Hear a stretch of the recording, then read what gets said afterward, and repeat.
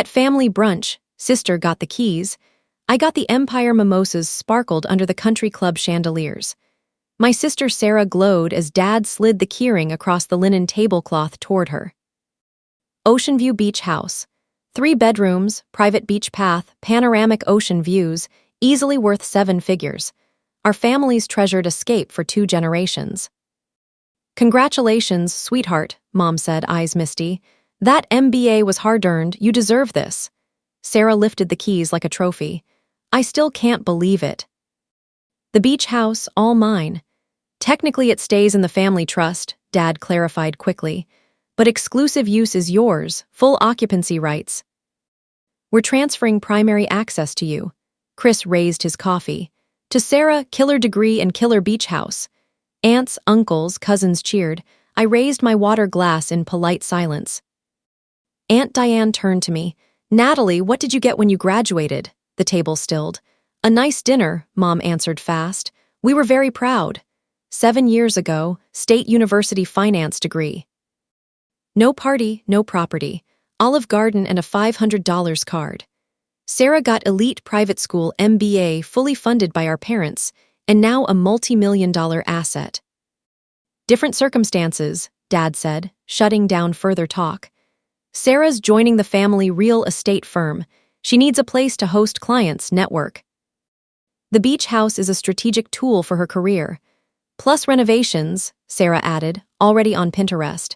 New kitchen, bigger deck, fresh furniture. I want my first client dinner there by next month. Whatever you need, Mom promised. We've set a renovation budget. I checked my phone under the table. 11:47 a.m., 13 minutes. My device had been buzzing all morning. Attorney, financial advisor, trust administrator.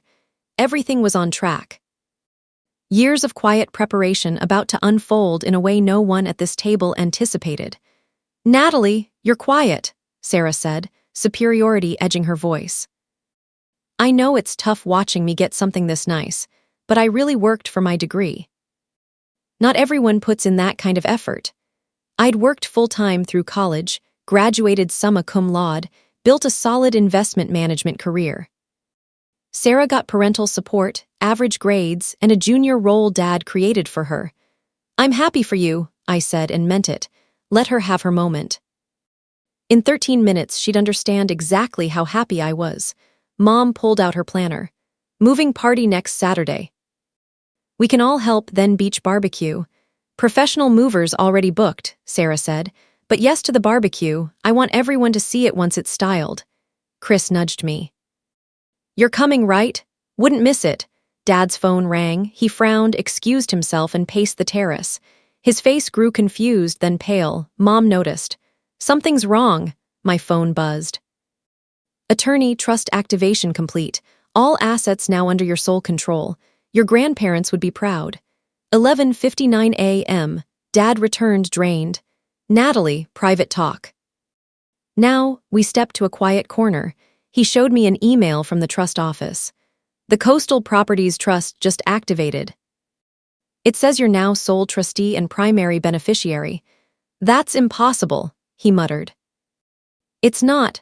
The beach house, mountain cabin, 6 downtown commercial buildings, at least $15 million. Grandma and Grandpa set strict conditions.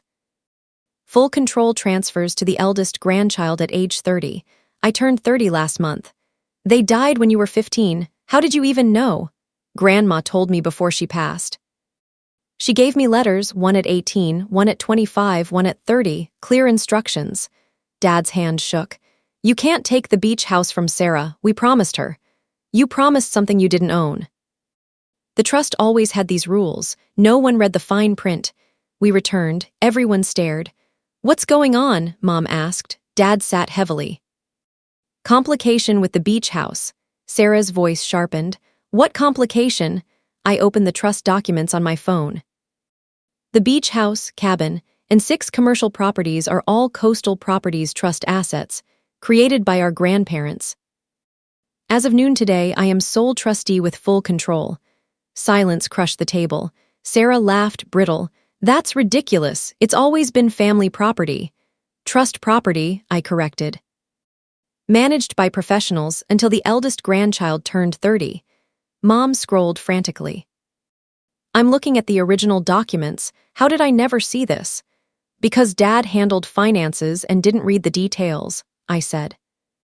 The trust prevents exactly this, impulsive gifts of major assets without protecting long-term family wealth. Dad flushed. You're saying they didn't trust me. They loved you. But they wanted disciplined, long-term management. Sarah slammed the table. Dad promised me that house. Dad promised something outside his authority. The rules were set 15 years ago. Then change them, she demanded. You control it now, give it to me. I can't just give trust assets away. They must be managed for all current and future family members. That's code for keeping everything, she spat. It's code for maintaining properties, renting at market rates when not in family use, reinvesting income, exactly what Grandma and Grandpa wanted. Mom paled further. The beach house rents for $8,000 a month in season commercial properties over $40,000 monthly. Where did that money go? Back into the trust, maintenance, taxes, growth, I said. Current value approximately $18 million, up from $12 million when they passed. $18 million, Sarah whispered. And you're keeping it all. I'm managing it. Big difference. You can still use the beach house, I told her. Book through the property manager. Pay the standard family rate, same as everyone. Pay to use my family's beach house? Subsidized family rate. Yes, Dad's voice cracked. This will tear the family apart. No.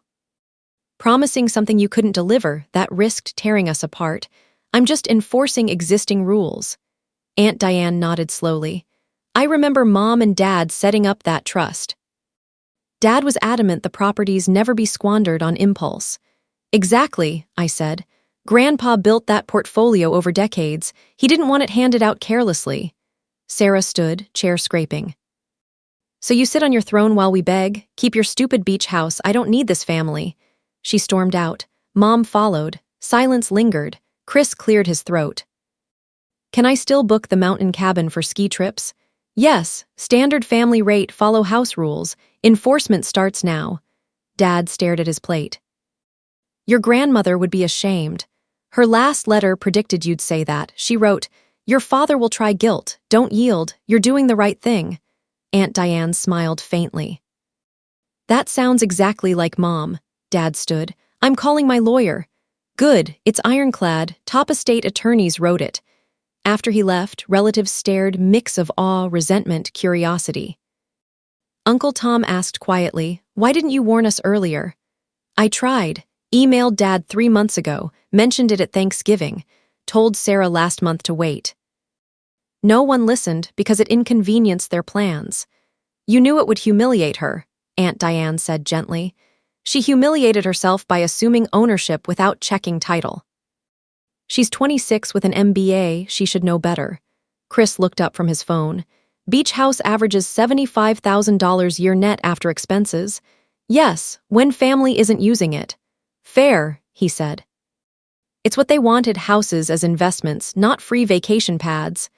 My phone pinged. Property manager, codes updated. Beach house stays on rental schedule. Family standard rate, no exceptions. I replied, confirmed. Later, driving home to my self-bought townhouse, Sarah's hurt voice and Mom's sad eyes stayed with me. That evening Dad called. My lawyer says you're right. No contest.